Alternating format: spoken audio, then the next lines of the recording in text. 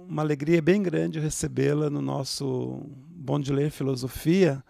E eu queria perguntar, ouvir um pouco como tem sido essa experiência sua de formação, né, de formadores, e o que representa na sua história, na sua carreira, na sua experiência de filósofa e de estudiosa de Nietzsche, encontrar-se com um grupo de formadores fora da academia. Antes de mais nada, gostaria de parabenizar você, José Paulo Teixeira, por essa iniciativa absolutamente extraordinária, e gostaria, que é o Bom de Ler, e gostaria de agradecer a você o fato de ter, de alguma maneira, me incluído neste Bom de Ler Filosofia. Eu tive a oportunidade de conhecer os formadores que trabalham junto com você, toda a sua equipe de trabalho, e fiquei, de fato, muito impressionada com esse trabalho extraordinário que você vem desenvolvendo no que diz respeito à leitura. E, enfim, para mim é uma honra, é um privilégio estar aqui nesse momento inaugural do Bom de Ler Filosofia. E para ir ao encontro da sua questão, eu diria que o trabalho de formação é, antes de mais nada, um trabalho de leitura. Porque, no que diz respeito à formação filosófica, nós começamos sempre pela leitura do texto filosófico.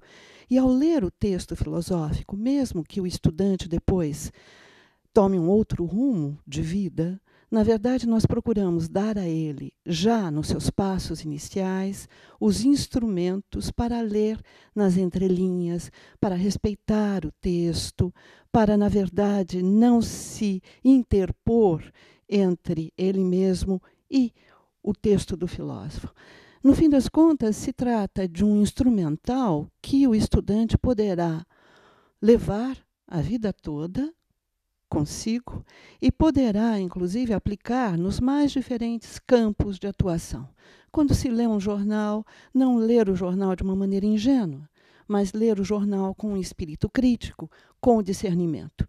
E eu acredito que esse trabalho de formação ele pode ser feito em filosofia, mas ele está sendo feito por você junto dos formadores. No fim das contas, eu diria que o nosso trabalho é muito similar. Professora, a senhora é uma das principais estudiosas, né, do pensamento de Nietzsche, não só no Brasil, mas internacionalmente. É difícil ler Nietzsche? Como que é para nós, assim, que não somos especialistas, como é que é esse acesso à leitura das obras do Nietzsche que você tem desenvolvido há mais de 40 anos no Brasil e no exterior?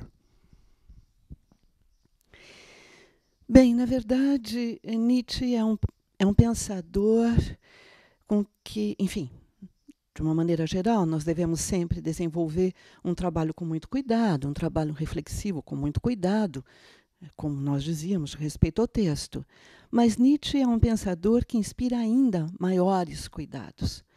Antes de mais nada, porque o texto de Nietzsche, os livros de Nietzsche, dão a impressão de serem livros muito facilmente acessíveis.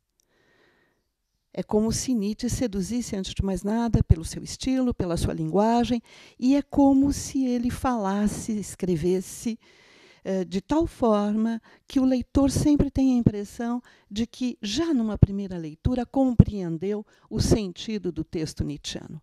E, na verdade, não é bem assim. É apenas aparente, não é? É apenas, numa primeira abordagem, apenas aparentemente, que os textos de Nietzsche são textos de fácil acesso. Se a linguagem é uma linguagem menos hermética, os textos, eles mesmos, são bastante herméticos, no sentido de que eles demandam uma primeira, uma segunda, uma terceira, uma oitava leitura. E a cada vez que se relê Nietzsche, nós descobrimos, cada vez que nós relemos Nietzsche, nós descobrimos outros aspectos, outras facetas do seu pensamento. Isto porque Nietzsche é um autor que, antes de mais nada, se apresenta como um fino estrategista. há uma estratégia própria dos seus textos. E é preciso, sem sombra de dúvida, descobrir quais são as estratégias que ele põe em jogo em cada uma das páginas.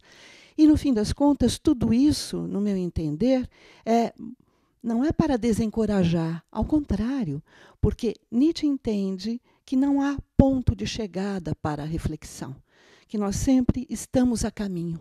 Nietzsche não é um filósofo de verdades últimas e definitivas. Ele é, ao contrário, um grande crítico do dogmatismo.